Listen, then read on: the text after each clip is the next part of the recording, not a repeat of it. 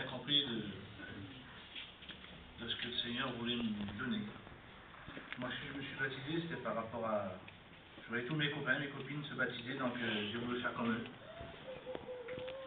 Et j'ai tombé pas longtemps après.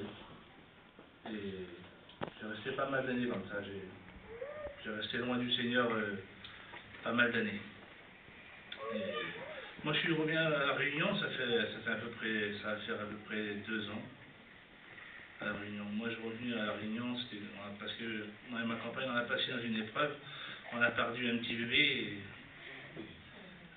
Et des fois, quand je raconte le témoignage là, c'est mon témoignage. J'aurais voulu avoir un autre témoignage. Des fois, c'est dur, mais je me dis, il faut le dire quand même. Et moi, j'ai rencontré le Seigneur, c'était dans un pompe funèbre. C'est malheureux à dire, mais c'est malheureux. C'est à l'enterrement de ma petite fille que j'ai réellement connu le Seigneur. C'est malheureux à dire, des fois, j'y pense. Et quand ça nous est arrivé ça, là, on était à Rennes, de Saint-Brieuc, ma femme a été transférée à Rennes pour faire enlever du liquide amniotique. Et ma petite fille, elle avait attrapé la maladie de Pierre Robin, et c'était une maladie qu'on n'avait jamais entendu parler. Donc elle avait une malformation au niveau du menton. Elle ne pouvait pas boire le liquide qu'il y avait dans le ventre. Et quand les gratuits ont voulu extraire le liquide, avec la piqûre, ils ont touché le petit bébé. Et le petit bébé, dans le ventre de ma femme, il s'est mis à saigner. Et j'ai vu tous ces gratuits là, pourtant, ils savaient les risques, ils savaient ce que ma femme, la maladie, qu'elle avait le petit bébé, donc c'était une équipe qui s'avait préparée soi-disant. Et quand j'ai vu tous ces gratuits, je me demandais qu'est-ce qui se passait, et j'étais tout seul. Ça fait, ils ont été obligés de faire avoir la petite.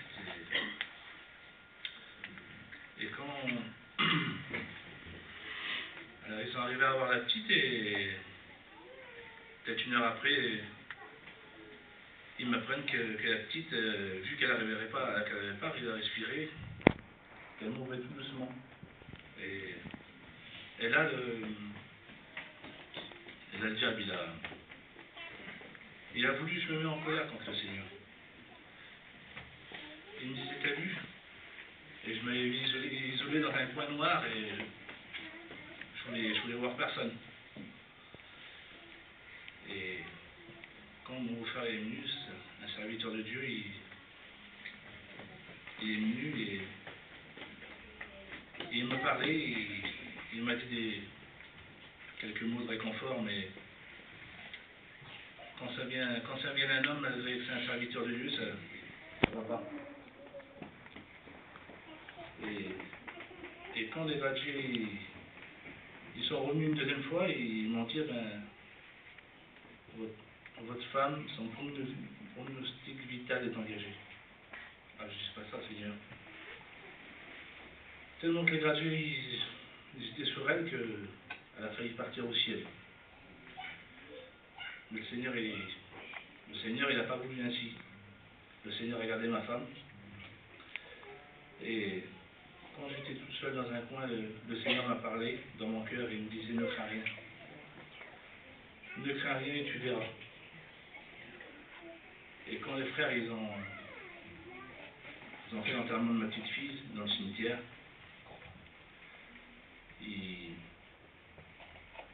quand ils ont commencé à parler, j'étais en larmes, j'avais plus de force, ma compagne c'était pareil. Quand ils ont commencé à parler de l'amour de Jésus, j'avais plus de larmes qui coulaient sous mon visage. Et j'ai regardé ma compagne, ce que j'ai reçu, elle l'avait reçu en même temps que moi. C'est pour vous dire que des fois ça... Quand je donne mon témoignage, je disais l'autre jour à mon frère qui est là, et je disais, des fois j'ai envie de dire qu'il y en a qui abandonnent le Seigneur pour un oui, pour un non. Et si j'avais regardé à ça, aujourd'hui je serais peut-être pas là. je suis ici maintenant, c'est grâce à Dieu que je suis ici. C'est Dieu qui me donne la force d'avancer chaque jour. Malgré que le diable, il est là, il essaye de me donner des mauvaises pensées. Je veux pas ces mauvaises pensées-là. Et je remercie le Seigneur parce que maintenant, avant, j'avais un foyer qui était perdu. Maintenant, j'ai un foyer qui est bien pour le Seigneur. Mes enfants, une réunion, je ne loupe plus. Même aux réunions de jeunes, je vais aux réunions de jeunes, je vais dans les réunions de jeunesse, s'il faut faire 200-300 km pour aller aux réunions. Avant, je me cachais, moi, j'avais honte. Quand j'ai plus honte, le Seigneur, il m'a enlevé tout ça. Il m'a dit, il faut de la cigarette. Avant, je me droguais à ma honte, je dis à ma honte, je me droguais. J'étais un buveur, j'ai failli mourir plusieurs fois. Le Seigneur m'a toujours gardé. Et je remercie le Seigneur pour ça. Amen.